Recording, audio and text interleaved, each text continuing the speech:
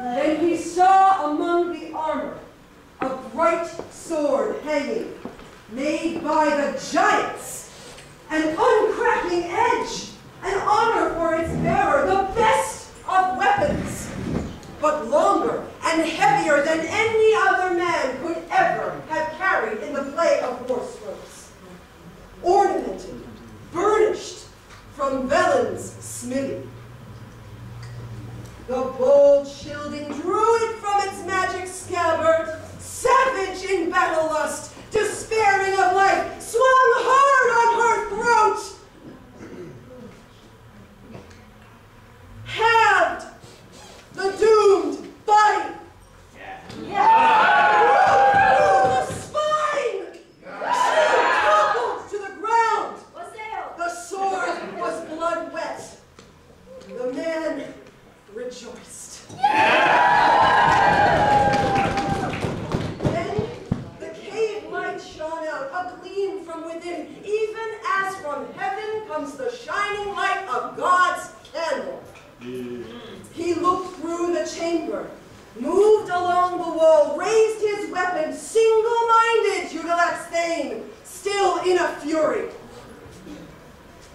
Nor was that blade idle, useless to the warrior, but quickly he meant to pay in full each bloody snatching Grendel had made visiting the West Danes, much more often than just the one time when 15 men of the Danish nation, Hrothgar's beloved hearth companions, he had killed in their beds, ate them sleeping, and another 15 bore off to his lair, a hateful gift. A full reward for such sinful crimes. The fierce champion paid him back. He saw Grendel lying, battle-weary, armless, lifeless from the hurt he received in the fight at Heorot. The corpse sprang open as he cut deep into it after death, a firm-handed battle stroke, and chopped off his hand!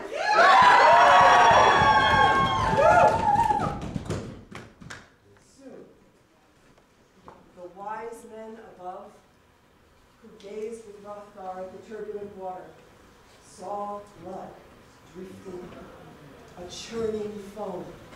The spreading stain was dark, lake-wide. The gray-bearded elders spoke quietly together about the brave death. They did not think to see him return, said he would not come again to seek the king with another victory. It seemed to many that the wolfish woman had ripped him to pieces. Then the 9th hour came. The valiant Childings gave up the cliff watch. The gold friend departed, went home with his men. The Yattish visitors still sat, heartsick, gazed at the mirror. They wished, without hope, that they could see their lord, their great friend himself. Lo, that bloody sword had begun to melt in battle-bloody icicles. That it melted away was as much a marvel as ice itself when the Father loosens the bonds of frost, unwinds the chains of water, who keeps the power of times and seasons. He is the true God. The man of the letters took nothing more from that dark gift hall, despite heaped treasures, except that head and the hilt, jewel bright. Already the sword had melted away, its blade had burned up, too hot the blood of the poisonous spirit who had died within it. And soon he was swimming, who had battle withstood the mortal attacks of 2 evil creatures, rose through the waters. The currents were clear, the broad expanse, now that the alien spirit had finished her days and his fleeting life. And thus the man came, protector of sailors, strong swimmer to land, rejoiced in the weight of the great water booty he brought with him. They clustered around him, his thanes in their armor, From the mighty man they took shirt and helmet, gave thanks to God for return of their prince, that they saw him alive, happy and whole. Then they left that place by the narrow path. They marched glad-hearted, reached familiar ground, followed the trail.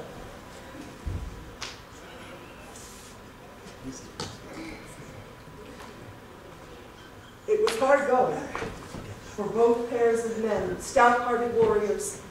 4 men it took to raise on a war spear Grendel's head, laboriously guided back to the gold hall. In marching formation, they reached the hall door, the 14 yeomen, and the lord of those men marched right among them. Proud with retainers, he came across fields.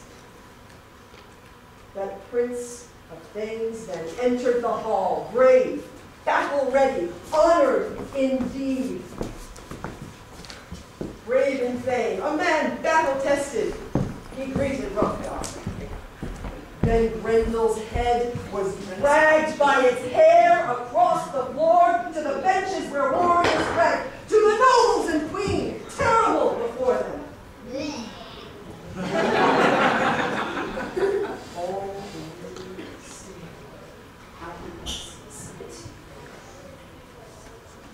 Echdale's son then addressed the king. Behold, son of Halfdanna, shielding leader, this gift from the sea we have brought you gladly, a token of victory which you look on here. Not very easily did I save my life in battle underwater. Performed this work with greatest trouble. At once the fight was decided against me, except that God saved me. In that battle I could not use fronting, though that weapon is still good. But the ruler of men granted the favor that I saw on the wall, a bright sword hanging, gigantic heirloom. Most often he guides the friendless, distressed, so that I found the right weapon to draw. When my chance came, I cut down the monsters, those hall guards with edges. The wave sword burned up, its blade quenched in that blood. From my enemies, I plundered this hilt, revenged their crimes, the many Danes killed, as was only fitting.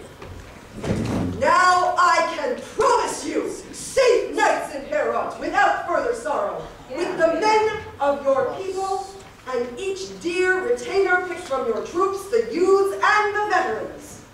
You shall have no need for fear, O shielding lord, for fear in this matter, dark man-killing, as you did before. Then the strange gold hilt was placed in the hand of the lord of the Shieldings, wise war king, gray-bearded elder, old work of giants. After the fall of devils, it came to the hands of the best overlord, of the lord of the Danemen from magic smithies. Once the fierce spirit, long God's opponent, guilty creature, had quitted this world, it came to the power of the best overlord between the 2 seas, of all world rulers in Scandinavia who gave good treasures.